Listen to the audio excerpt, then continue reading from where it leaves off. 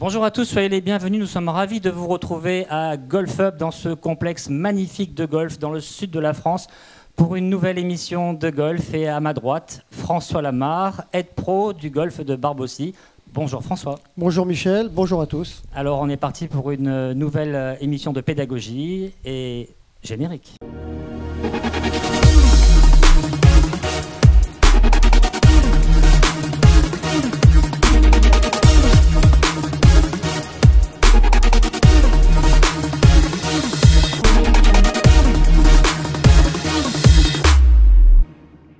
De la pédagogie, des cours, donc une championne à l'honneur aujourd'hui, Émilie Alonso, avec nous. Machan qui vient de Paris, les golfiteurs, qui est notre invité spécial, et Isabelle qui est notre modératrice aujourd'hui. Bonjour à tous. Bonjour Michel. Bonjour messieurs, dames. Bonjour à tous. Nous sommes prêts avec Ma. Écrivez-nous, n'hésitez pas à nous dire d'où vous nous écrivez, de quel golf ou de quelle ville. Et nous tâcherons de poser toutes vos questions. On va essayer. Hein. Et pour l'entraînement, eh bien, on retrouve le Head Pro, un autre Head Pro du Royal Mougins Golf Club. C'est Stéphane Damiano qui est avec un de ses meilleurs joueurs. Bonjour Stéphane.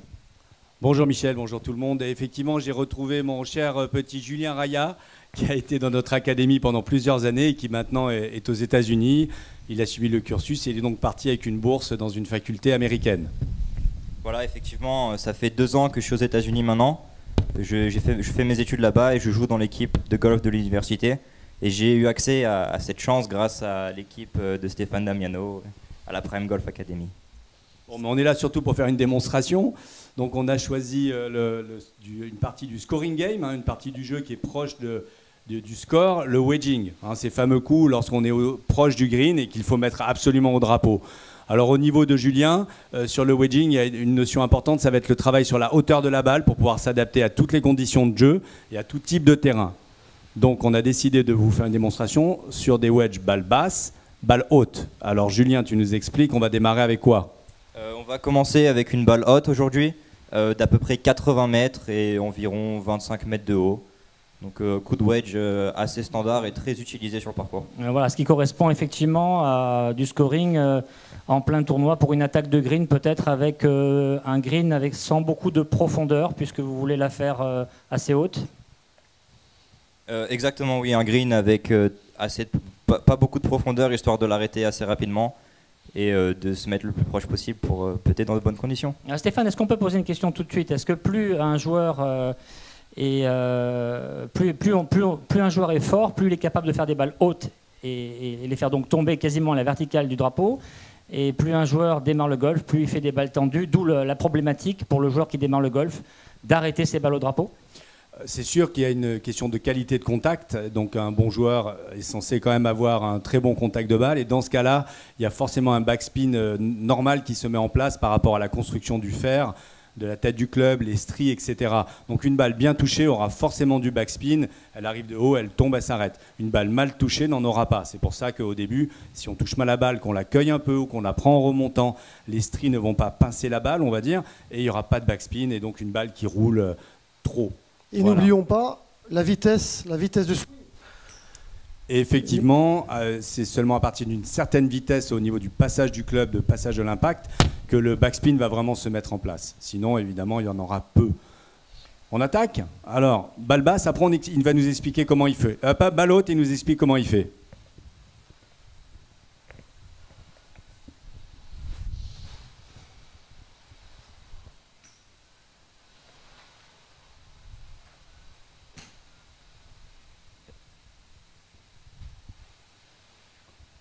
C'est déjà une très bonne balle, on pourrait enchaîner sur une ou deux peut-être, mais là il y a déjà une très bonne illustration.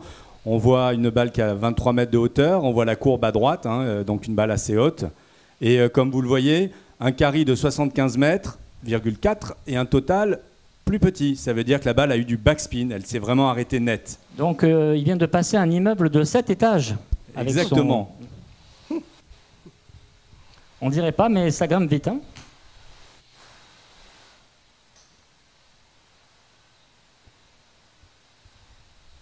Swing plutôt compact. Oui, alors du coup, là, on va te laisser commenter, Julien. Alors explique-nous comment tu l'as fait, cette balle haute. On voit à nouveau, hein, je le redis, une balle quand même, voilà, celle-ci, elle a roulé un petit peu plus. Elle était peut-être moins bien touchée, puisqu'elle a roulé 4 mètres quand même. Hein. Attention, c'est pas bien. Alors effectivement, oui, j'essaye de lever la balle assez rapidement pour qu'elle s'arrête assez vite. Donc pour faire ça, je prends un swing assez large, assez ample, mais toujours compact au niveau des bras. Et j'essaye de toucher la balle en descendant, en respectant les angles du club pour qu'elle se lève assez rapidement et en finissant avec un finish assez court. Alors pour que nos amis comprennent, montre-nous ce que tu appelles l'angle normal du club. Voilà, respecter le club, les mains ne sont pas trop en avant. On a donc le loft, l'ouverture du club qui est fabriquée au départ. Si on fait ça, qu'est-ce que ça va donner ? On va fermer le club. Ou on va l'ouvrir, oui. Pas de déformation du club, on fait au plus simple possible. Voilà. Alors on nous demande souvent des questions, la distance, Stéphane, par rapport à la balle, donc finalement la distance par rapport au club, est-ce que vous pouvez nous donner un repère ? Je réponds du coup, puisque c'est ce que je lui ai appris, au plus proche de là où les bras pendent naturellement, donc on va dire par rapport à la verticale, et les statistiques montrent que pratiquement tous les bons joueurs sont entre la verticale et 10 degrés. Voilà, pas de ça par exemple. Ouais, ça parfait. C'est sûr, voilà, c'est un repère important. À l'intérieur de la verticale avec des mains qui viendraient se coincer dans les cuisses, mais les bras qui pendent, il faut un espace. On lit dans tous les bons vieux livres de technique un espace d'une main, pourquoi pas, mais juste de l'espace entre les bras et la cuisse, sinon c'est qu'on a une mauvaise posture. Vous voyez, donc ça implique aussi une posture assez penchée en avant et quand même équilibrée. Voilà, ce qui permet aussi un angle d'attaque très vertical, ses mains proches. Exactement. On attaque sur la balle basse. Allez, la balle basse. Il peut jouer aussi, Stéphane, un peu sur la vitesse, un peu pas en décélérant, mais presque une sensation de décélération, pour justement la garder encore plus basse. Oui, effectivement, là il a joué avec moins d'intensité quand même. Hein. Un peu moins agressif pour la garder plus basse. Voilà, ce qui fait, comme le disait François tout à l'heure aussi, qu'il y aura moins de spin, hein, donc la balle va moins s'élever. On voit là, il était à 7,5 mètres, et puis surtout la maîtrise des mains en avant à l'impact. On voit qu'ici, il avait un dynamic loft de 35 degrés. Tout à l'heure, c'était 10 degrés de plus. Et ben, ça va avoir forcément une influence sur l'angle de lancement de la balle, et donc la hauteur de la balle au total. Ces balles plus basses roulent plus. Le grand art, c'est ces balles sur les coups de wedge qui sont basses et qui ont quand même du backspin. Là, il peut encore travailler un petit peu. Et puis, il faut le faire avec des balles des Pro V1, enfin des Titleist Pro V1 idéalement, ou d'autres balles. Hein, on ne va pas faire de publicité. Mais pas des balles de practice, c'est plus facile avec des vraies balles de jeu. Voilà. On vous retrouve un peu plus... Et l'emplacement de la balle par rapport aux stances la balle très en arrière sur le pied droit et les mains en avant toujours. Et vraiment essayer de garder cet angle des mains en avant pendant tout le long du swing et surtout au finish avec un finish assez bas, assez court. Je vous propose qu'on parte maintenant du côté de X-Golf pour retrouver un excellent pro qui est très discret mais très efficace. Il s'appelle Nicolas Taille et il va nous donner des bons conseils sur le grip. Alors je vais donc vous parler du grip. Depuis que j'enseigne, j'ai observé énormément de joueurs de golf et la plupart du temps les principales erreurs de swing proviennent d'un mauvais grip. J'aime bien demander à mes élèves quels sont leurs repères, comment ils placent leurs mains, et je trouve qu'il y a une faute qui revient très souvent, c'est de positionner le club à la base des doigts, main gauche et main droite, ce qui donne soit un grip dans la paume des deux mains complètement verrouillée, soit cette tendance à ensuite tourner les mains pour prendre un bon grip, ce qui dans les deux cas donne des résultats catastrophique. Donc je vais vous proposer une routine pour acquérir un bon grip qui va vous donner une position beaucoup plus naturelle. La première chose, on va simplement prendre position sans club. Donc j'écarte mes pieds, je fléchis mes genoux, je prends une position de golfeur et je laisse mes bras tomber naturellement le long de mon corps. Si je suis parfaitement détendu, mes paumes de main sont plutôt tournées vers moi. C'est cette orientation de mes avant-bras que l'on va essayer de respecter dans la prise du grip. Démonstration. Étant droitier, je vais positionner mon club tenu dans ma main droite, en relation avec la balle et avec la cible. Mon bras gauche est complètement relâché ici, paume vers moi, et je viens positionner ma main sur le dessus du grip, comme ceci, et non pas comme ça, puis en verrouillant mes deux mains. Ma main gauche vient se poser là, ma main droite se positionne de la même manière, elle est relâchée ici, paume vers moi, je pose ma paume de main sur mon pouce, et j'enroule mes doigts autour du grip. En respectant ça, j'ai automatiquement un grip parfaitement naturel. Après, Dans mon cas, je choisis de croiser les doigts. 2 options, superposer ou croiser. Ma préférence, plutôt superposer. Au niveau de la pression sur le club, je préfère une pression suffisante pour m'assurer que le grip ne bouge pas pendant le mouvement. Il y a en fait 2 difficultés dans la prise du grip. C'est la position au départ qui doit être irréprochable et ensuite la capacité à conserver ce grip pendant tout le geste. Démonstration maintenant avec la balle.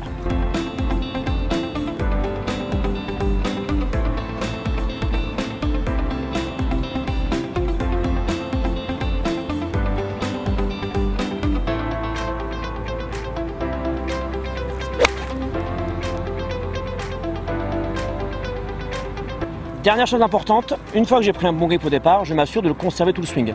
Je finis mon geste, je profite du résultat et je remets le club devant moi pour m'assurer que ma face de club est restée dans la bonne position. Si jamais mon club est tourné à droite ou à gauche, c'est que j'ai relâché le club et que ma pression sur le grip n'est pas bonne. Voilà l'importance du grip, merci Nicolas de ces précisions. Et en parlant de précision, eh bien, c'est ce que nous observons le plus finalement, c'est toujours remettre en cause son grip au moins à chaque entraînement, chaque début d'entraînement et être très très précis dans le positionnement car chaque fois qu'on place ses mains, eh bien, les mains ont des fonctions et tout petit mouvement et en particulier chez les gens qui vont vite a des conséquences terribles. François. Oui, j'ai beaucoup aimé ce qu'a dit Nicolas, parce que j'ai confondu avec son frère. J'ai beaucoup aimé comment il a placé la main gauche d'une façon naturelle sur le grip. Donc ça, il n'y a pas grand-chose à rajouter. Peut-être juste une petite chose sur la pression des doigts. Moi, j'aime bien sentir ici, au niveau de la pression des doigts, de ces 3 doigts de la main gauche, entre 5 et 6 en pression. Et la main droite, je vais plutôt sentir une pression de 3-4, beaucoup moins grande. Voilà. On retrouve tout de suite la modération avec Isabelle. Emma. Oui, Michel, on a du monde en ligne et Alors, on a des premières questions. On a des premières questions, mais avant, on va remercier bien entendu toutes les personnes qui regardent ce live. Christian Ledan qui est parmi nous, Patricia Parmentier, Tiger Thierry. Merci à tous. Je ne vais pas tous vous citer, sinon ça va prendre beaucoup de temps. Mais on a une question à propos des approches de ER Marco que je salue également. Première question de Marco. Ah, donc c'est. J'enchaîne. Okay. Bon, bah, je te laisse faire. Comment doser entre 80, 60 et 40 mètres? Alors moi je vais juste parler d'un paramètre qui est très peu utilisé par les amateurs, c'est l'écartement des pieds. Voilà, on parle souvent des amplitudes, de la fameuse horloge qui nous donne des repères d'amplitude, de symétrie du geste, de rythme. On parle d'armement des poignets, évidemment de changement de club, de vitesse de rotation, mais on oublie souvent le paramètre de l'écartement des pieds et je vous recommande vraiment de l'utiliser. Les différentes distances, ça va dépendre aussi des différentes personnes. Et puissant ou pas puissant. Moi, j'aime bien entre pouvoir, comme dit Michel, les pieds, ça c'est très bien. Et moi, je rajouterais pour chaque distance une montée. 40, je vais chercher une montée qui va être pour chacun un peu différente là, 60 là, 80 là. Voilà, je trouvais pouvoir 3 distances, 3 montées différentes. Très bien. Est-ce que nous avons une deuxième question? Je pense que oui. Oui, on bien a sûr. Une deuxième mais... question. Oh, bah, je vais la laisser faire son travail de modératrice. Question de Vincent Hardy qui nous écrit de Golf Cap Malo à Rennes. Bonjour à toute l'équipe, félicitations pour votre format. Je prends mon 56 degrés et j'ouvre ma face de club, mais je n'arrive toujours pas à m'en sortir. Y a-t-il une technique spécifique pour cette situation? Alors ça c'est le rough, le grand rough, François. Ah, le grand rough. J'ai un grand souvenir de l'Open de France que j'avais joué et où j'étais au trou numéro 9 dans des grandes herbes. Je pense que l'angle d'attaque est très important. Un angle d'attaque très vertical. Peut-être qu'il a un angle d'attaque pas suffisamment vertical, donc il va prendre beaucoup d'herbe et ça va beaucoup ralentir la tête de club. Donc il aura beau ouvrir, s'il prend beaucoup d'herbe. Donc soignez son angle d'attaque très vertical. Et là, allez voir votre prof. Je pense que les profs PGA France sont tout à fait aptes à vous montrer ceci. Mais en tout cas, ça va beaucoup dépendre de l'angle d'attaque. Alors après, bien sûr, en dehors de l'angle d'attaque, souvent les amateurs tentent le diable à vouloir rattraper un green ou faire un coup pour prendre trop de distance, alors qu'un simple recentrage peut vous sauver déjà votre carte de score. Et j'aime bien les attaques de biais, moi, pas forcément par l'arrière, mais de biais, des fois c'est un peu plus facile. Oui. Voilà, je propose que nous repartions maintenant en cours de golf avec notre aide pro du Royal Mougins, Stéphane Dameno, qui est avec Max. À vous, messieurs. Alors, nous voici maintenant avec Max de Paz qui va nous donner son niveau et je lui ai demandé de me dire ce qui l'embêtait le plus. Tant qu'à faire, je vais essayer de l'aider sur le coup qui le pénalise le plus sur un parcours. Bonjour, je suis débutant, je joue environ 40. Ce qui m'embête le plus, c'est effectivement mes balles qui partent à droite. Peut-être un problème à la montée. À Stéphane de me dire ce qu'il en est. On va regarder, il a pris donc un bois 5, le coup de départ à droite le pénalise beaucoup. Allons-y.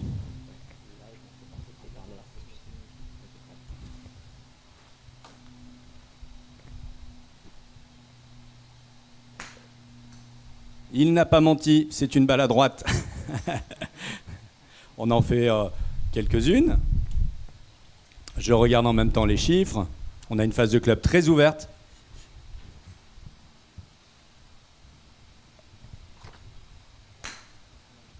Alors un peu l'émotion, il bouge un petit peu, il les contacte peut-être moins bien que d'habitude, mais ça reste quand même ce qu'il nous a dit, hein, une phase de club très ouverte et une balle très à droite, alors que le chemin de club finalement n'est pas orienté, n'est pas tellement par-dessus.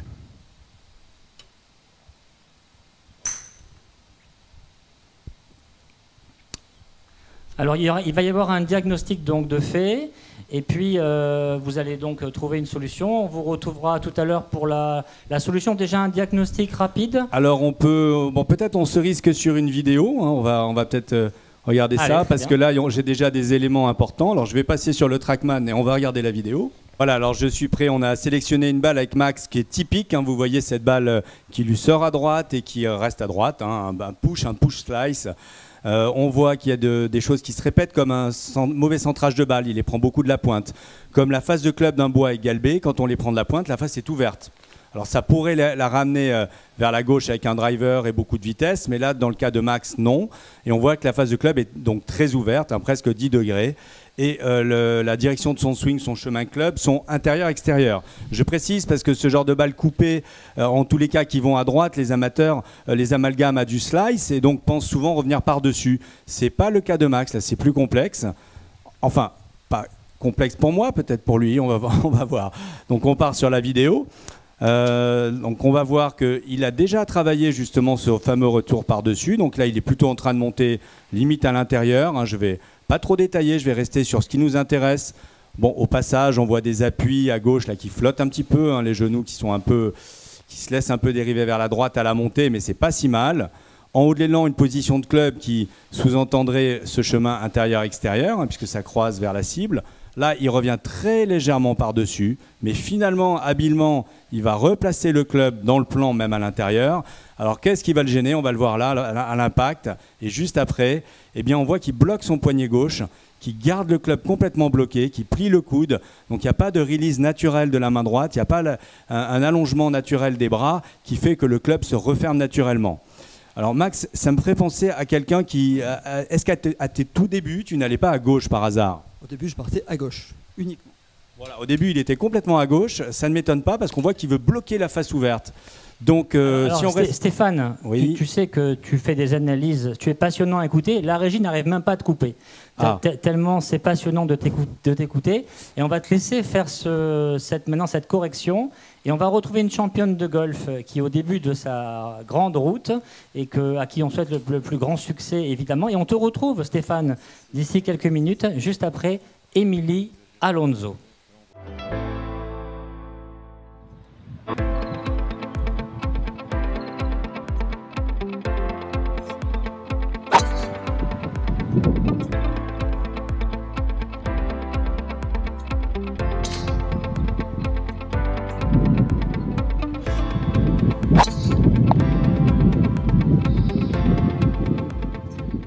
Alors pour moi, pour les clés d'un bon driving, déjà c'est important d'avoir une bonne posture. Comme je l'ai dit précédemment, d'avoir un bon grip. Donc pour pouvoir éviter de la louper à droite, si on a un grip un peu faible, ben ça va pas aider. Donc d'avoir un bon grip neutre ou un petit peu fort pour la jouer un petit peu en dos. Un bon placement dans le stance, donc une balle plutôt à gauche dans le stance. Moi je vais la jouer plutôt milieu gauche, voire talon gauche. Après bien se connecter à la cible, d'être proche de la balle, un petit wiggle, on regarde la cible et après on enclenche. En moins de 7 secondes, une balle doit être tapée du moment où on part de derrière, qu'on se met devant la balle et que l'on tape. Ça paraît peu, mais au final, si on travaille sur sa routine, on doit être capable de pouvoir faire ça et de créer une bonne trajectoire. Alors, je regarde la position de la balle dans ce stance. on se connecte, un wiggle et on tape.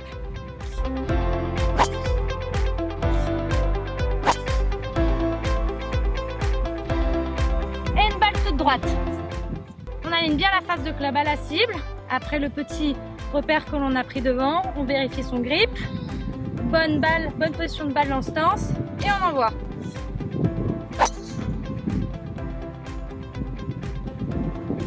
Moi je suis plutôt une joueuse de draw, donc en étant une joueuse de draw, je vais plus facilement venir balayer la balle. Mais moi c'est plutôt dans mon côté de swing naturel que je fais ça, ça me permet de dégager énormément de vitesse en tapant la balle.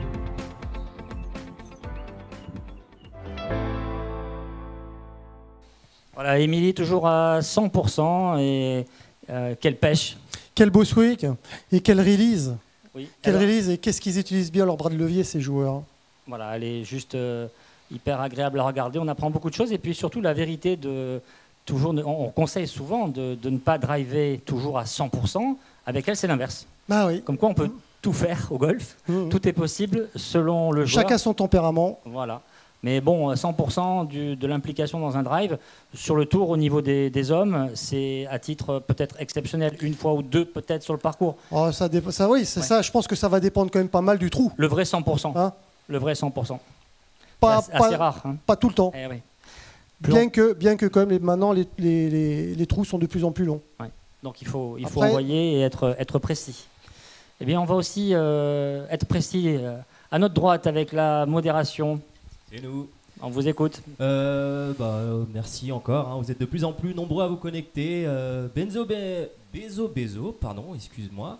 Je suis Dalby et ravi de voir le Michel Web Show avec tous les intervenants au top. Merci pour le direct, c'est top. On passe à la question. Moi, j'en profite pour vous poser une question. Question d'Amel depuis Paris. Salut, qui vous demande comment gérer sa concentration. Alors Amel, elle pose cette question parce qu'elle fait une compétition dans le sud de la France ce week-end, au golf d'Opio Valbonne, chez nos amis Open Golf Club, sur 2 jours. Et donc, effectivement, il faut de la concentration pour réussir une compétition sur 2 jours. Et qui dit concentration dit énergie, se coucher tôt le soir pour être en forme. Être en forme, bien manger, Oui. mais je dirais aussi quelle est sa routine. Très bien. Est-ce que j'ai une bonne routine? Comment est-elle? Etc. Je pense qu'il y a quand même beaucoup d'amateurs qui n'ont pas beaucoup de routine. Alors, ça veut dire... bon, François, je parle sous ton contrôle puisque tu joues peut-être 15 fois mieux que moi. Non. 16 Non, Bon. non. C'est justement de se concentrer sur les choses les plus pertinentes et de sélectionner les informations sur le parcours et de laisser de côté vraiment ce qui ne sert à rien à la performance. Donc le problème de la concentration, c'est justement de la couper entre les coups et de la réenclencher lorsqu'on arrive à 15 mètres de sa balle. Et quand on arrive à faire cette gymnastique de rentrer, sortir, on arrive à tenir 18 trous. Mais si on se concentre à fond tout le temps, il est fort possible que au trou numéro 8, on lâche, on ne puisse pas. Donc il y a aussi une gestion. On appuie sur le bouton, on, Ouais. et puis on enlève son gant, on le rentre dans la poche, et là on se dit qu'on ne se concentre plus. Voilà. Et comme tu dis, Voilà. dans tout ce que tu as dit, une bonne routine. Et la routine. Et je fais une routine et automatiquement, je vais avoir de la concentration à ce moment-là. C'est parfait, je vous propose que nous retrouvions Stéphane Dameno qui, nous l'espérons en si peu de temps, est arrivé à corriger son joueur. Ça, je sais pas, on va voir, on va vérifier. En tous les cas, je peux lui proposer une solution, c'est sûr. Donc, pour reprendre le problème de Max, il y avait donc cette phase de club qui arrive, si on peut voir le club, voilà, qui arrivait ouverte parce qu'il bloquait complètement son poignet, retirait le coude, donc une phase qui restait tout le temps ouverte. Avant de partir dans des choses complexes et techniques, parce que je me suis rendu compte que Max réfléchit déjà beaucoup sur son swing, je voudrais le reconnecter à des choses simples. C'est-à-dire que, en fait, Max, ta balle part là où tu la lances. Ça paraît idiot, mais si je lançais à la main, si à l'impact, ma main arrive orientée à droite, elle va sortir à droite. Si je regarde à gauche, que je connecte mes yeux sur la cible, que j'ai envie d'aller à gauche, elle va se refermer naturellement. Et si j'ai envie d'aller au milieu, il y a plus de chances quand même que ma main arrive orientée vers la cible. Donc ça veut dire d'abord qu'il faut que tu me lèves les yeux avant de jouer, que tu vas regarder à gauche et que tu vas volontairement avoir envie d'envoyer une balle à gauche pour voir si tu as de l'adresse, et j'en suis certain, et que tu refermes ce club plus naturellement. Au préalable, je fais remarquer que, bien sûr, j'ai vérifié le grip de Max. Prends ton grip, s'il te plaît. Et que son grip est suffisamment correct, suffisamment fort, on pourrait dire. Enfin, il est normal. En tous les cas, le problème ne vient pas de son grip. Il n'a pas un mauvais grip qui justifie la face ouverte à l'impact. Donc c'est vraiment une éducation des mains dans un premier temps pour faire simple. On y va. Donc Max, je le redis, tu te détends. Ta main droite, la paume de ta main droite, c'est ta face de club. Et comme si tu avais une raquette de tennis, je veux que tu regardes à gauche de la cible et que tu aies envie d'envoyer la balle vers la gauche. Ça ne veut pas dire forcer avec la main droite, attention, c'est simplement une intention. Coup d'œil là-bas, et on envoie la balle vers la gauche. Alors, il a beaucoup fait. N'oublions pas que c'est un travail de comparaison pour apprendre. Max, tout à l'heure, tu passais tout le temps la face ouverte, et là, on voit sur le Trackman, si vous le montrez, qu'il est passé une face de club moins 13 degrés fermés. C'est beaucoup trop, je n'en demandais pas autant. Mais c'est normal, on apprend par comparaison, donc c'est normal que tu testes un petit peu moins que ça. Coup d'œil là-bas, à nouveau, regarde le 150 mètres.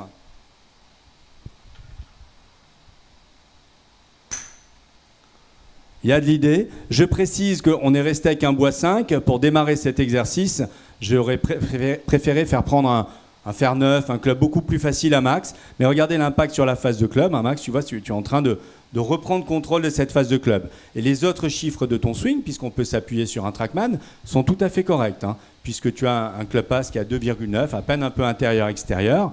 Après, le centrage de ta balle n'est peut-être pas parfait pour l'instant, parce qu'évidemment, ça te change. Mais voilà l'exercice que tu dois faire pour l'instant. Et on va même le compléter avec, regarde ce coup-ci, regarde à droite de la cible, et tu fais exprès d'envoyer une balle à droite, puis à gauche, puis au milieu. On compare, on développe les sensations.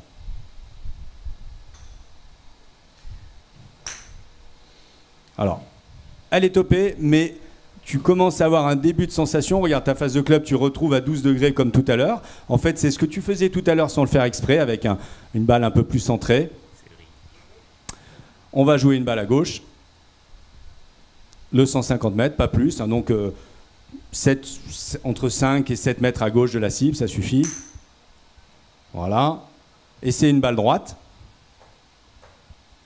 Il faut bien se dire que pour le cerveau, faire une balle droite, une balle à gauche, une balle qui sort complètement à droite, c'est pas plus dur, hein, c'est juste une question de sensation et il faut être capable de capter cette sensation.